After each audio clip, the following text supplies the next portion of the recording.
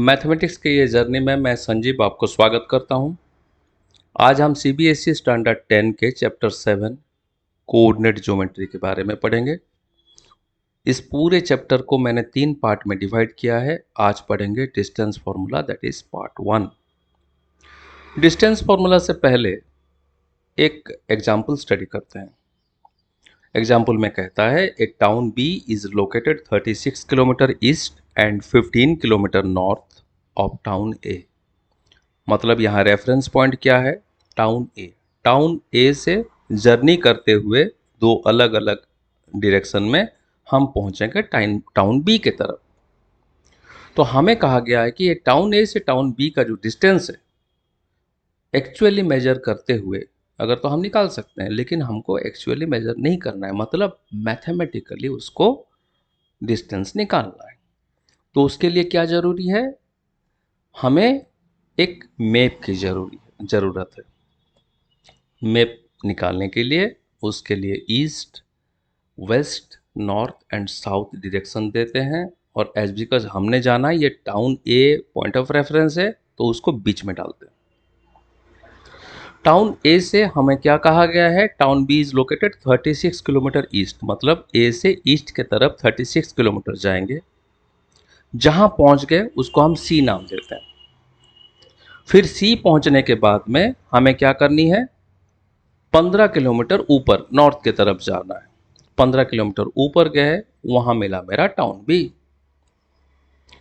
जो ए से सी से बी, हमें पूछा क्या गया है? हमें क्या वर्कआउट करना है? मैथमेटिकली हमें वर्कआउट करना है what is the difference between A to B, और ए टू बी के बीच में डिस्टेंस कितना है। तो ए सी बी एक ट्राइंगल अगर आपको दिख गया तो आपको यह भी पता हो जाएगा कि ये एंगल सी जो है वो 90 डिग्री है। तो ये कौन सा ट्राइंगल है?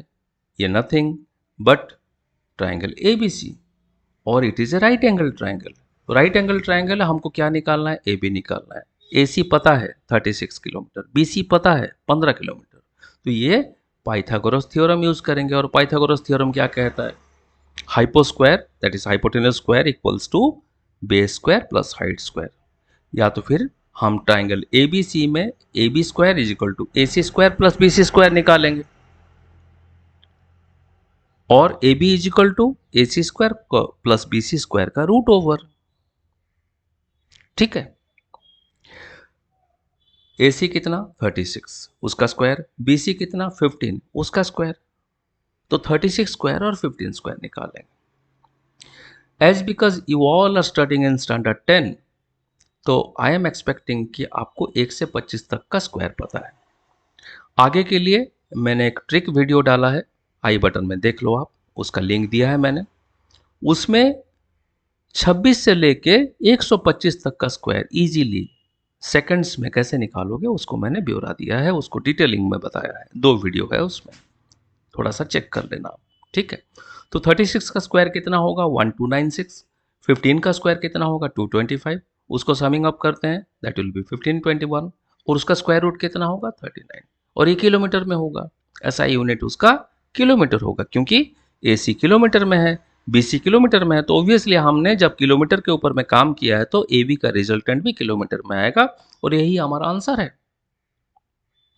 अच्छा, ये जो आपका जो मैप वर्कआउट किए, इसको हम एक्स वाई प्लेन में भी डिस्प्ले कर सकते हैं।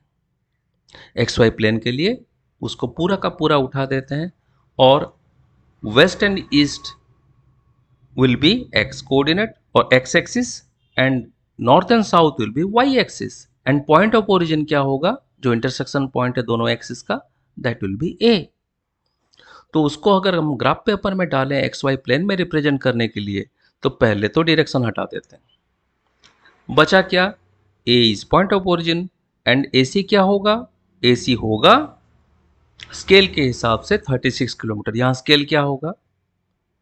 अगर आप थोड़ा सा माइन्यूटली देखोगे तो it has travelled 6 grids. 36 kilometre को हमने 6 ग्रिड में देखा है, तो एक major grid line will be 6 kilometre, तो 6 ग्रिड का 36। 15 के लिए कितना होगा? 6 इंटू 2.5, तो 2.5 ऊपर तरफ बढ़ेंगे, दैट विल बी बी। तो यहाँ A C will be X coordinate and that will be 36, B C will be Y coordinate and will be 15, और ये दोनों कोऑर्डिनेट किसके लिए होंगे? बी के लिए होंगे। B X Y is equal to 36 and 15। यह हमने मैप का जो सिचुएशन है उसको हमने रिप्रेजेंट किया एक्स वाई प्लेन में। अब हम चलते हैं डिस्टेंस फॉर्मूला की तरफ, उसका हम डिराइव करेंगे। अभी एक हमने लिया X Y plane, X axis Y axis के लिए हमने लकीर खींचा, उसको नाम दे दिया एक्स एक्सिस और वाई एक्सिस के लिए, and point of origin O निकाल दिया। वहां मुझे पी क्यू पॉइंट के लिए एक्स में 2 कोऑर्डिनेट एंड वाई में 2 कोऑर्डिनेट डालना है, x1 x2 and y1 y2। x1 x2 से छोटा है, y1 y2 से छोटा है, यह हमें समझ में आ गया है। ये हम फर्स्ट क्वाड्रेंट में काम कर रहे हैं, तो 0 से x के तरफ x1 पहले आएगा, उसके बाद x2, फिर 0 से y के तरफ y1 पहले आएगा एंड उसके बाद y2। ठीक है, अब हमें लेना है, मान लो p भी x1 y1, तो x1 y1 के लिए x कोऑर्डिनेट x1 ये गया, एंड y1 के लिए y कोऑर्डिनेट y1 ये गया, और ये मेरा पॉइंट बन गया p के लिए। सिमिलरली q के लिए हम लेंगे x2 y2, तो x कोऑर्डिनेट ये ऊपर से आया 0 से x2 तक का डिस्टेंस, फिर y कोऑर्डिनेट के लिए y2 ये y एक्सिस में आया 0 से y2 का डिस्टेंस, और ये बन गया मेरा q। अब मुझे पी क्यू का डिस्टेंस निकालना है और कोऑर्डिनेट ज्योमेट्री। कोऑर्डिनेट ज्योमेट्री का मतलब यही है कि ज्योमेट्रिकली कोई भी सिचुएशन को अगर आप कोऑर्डिनेट को लेकर के एक्स वाई प्लेन के साथ में उसका अगर सोल्यूशन निकाल पाते हो तो this is nothing but coordinate geometry, the coordinate solution of any geometrical problem. ठीक है, अब P से Q के लिए हमने इससे पहले जो सिचुएशन देखे थे, जो हमने प्रॉब्लम देखा था, एग्जाम्पल देखा था, उसमें हमें क्या था, हमें निकालना था खोज के कि एक ट्रायंगल बने। ये ट्रायंगल है, इस ट्रायंगल में पी क्यू क्या दिखता है आपको, एक साइड दिखता है, एंड 90 डिग्री एक जगह में बनी है, और 90 डिग्री को हम नाम देते हैं आर। उस पॉइंट को, उस वर्टेक्स को हम नाम देते हैं आर। तो यहां वर्टिसेस क्या है, P Q R triangle. P Q R triangle में आर का क्या होगा coordinate, R will be on x axis up to x2 and on y axis up to y1. तो x2 and y1 will be the coordinates of R. अब मुझे PQR triangle में P है पता, Q है पता एंड R भी पता है, और हमें क्या निकालना है, PQ निकालना है। तो हम PR को पहले निकालेंगे, क्योंकि हम PQ निकालेंगे जब हाइपोटेन्यूज निकालेंगे तो हमें बेस पता होना चाहिए। बेस कितना है PR, x2 बड़ा है x1 से, तो x2 minus x1। Similarly R Q क्या है या क्यू आर क्या है, y2 माइनस y1। अब पाइथागोरस थ्योरम में क्या कहता है, hypo square is equal to base square plus height square, या तो फिर hypo is equal to base square plus height square का होल रूट ओवर। अब यहां पी क्यू आर ट्रायंगल में, इंस्टेंट केस में पी क्यू आर ट्रायंगल बना, P Q R triangle में P Q square is equal to P R square plus Q R square, या तो फिर P Q is equal to P R square plus Q R square whole root over. P R कितना है, ऊपर से हमने निकाला x2 माइनस x1 का स्क्वायर, प्लस क्यू आर कितना y2 माइनस y1 उसका स्क्वायर, और उसका रूट ओवर। यही है डिस्टेंस फॉर्मूला। उसके दो अलग अलग पर्सपेक्टिव है, उसको थोड़ा सा स्टडी करते हैं। हमने अभी तक जाना P Q is equal to x2 minus x1 whole square plus y2 minus y1 whole square, जितना बनता है उसका रूट ओवर निकालिए। चूंकि ये दोनों स्क्वायर हो रहे हैं, दोनों मतलब x2 x1 this is difference of abscissa, y2 y1 this is difference of ordinate. तो एब्सिसा का स्क्वायर, जो डिफरेंस ऑफ एब्सिसा उसका स्क्वायर, और डिफरेंस ऑफ ऑर्डिनेट उसका स्क्वायर, उसका मतलब भी वही है भाई। x2 माइनस x1 के जगह में x1 माइनस x2 भी ले सकते हो, क्योंकि एंड ऑफ द डे में स्क्वायर हो रहे हैं। आपने पढ़ा था प्लस का स्क्वायर भी प्लस है और माइनस का स्क्वायर भी प्लस है, minus into minus equal two plus. तो x2 माइनस x1 के जगह में अगर गलती से आपने x1 माइनस x2 लिख दिया, कोई गम नहीं, ये भी सेम रिजल्ट आएगा।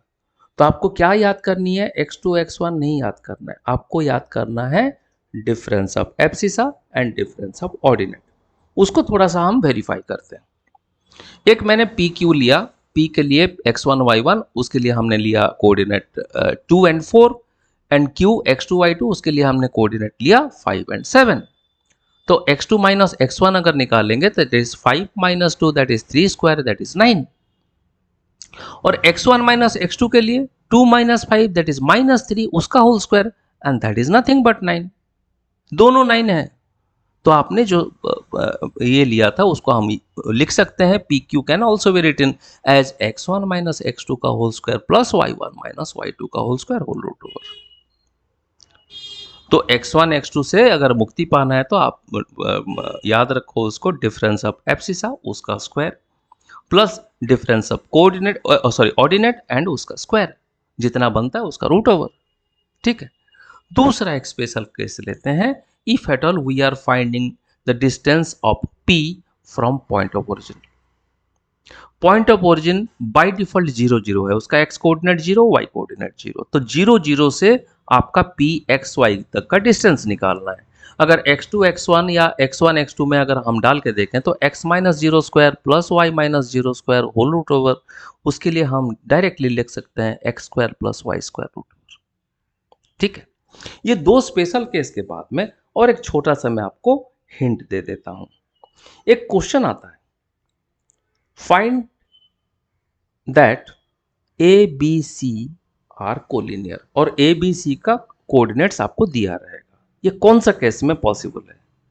जब ए बी निकालोगे, बी सी निकालोगे, ए सी निकालोगे यूजिंग डिस्टेंस फॉर्मूला, उसके बाद जो रिजल्टेंट आया उसमें से जो दो छोटे हैं उनको जोड़ दोगे, if at all it is equaling with the third one, the largest one, then only A B C are collinear point.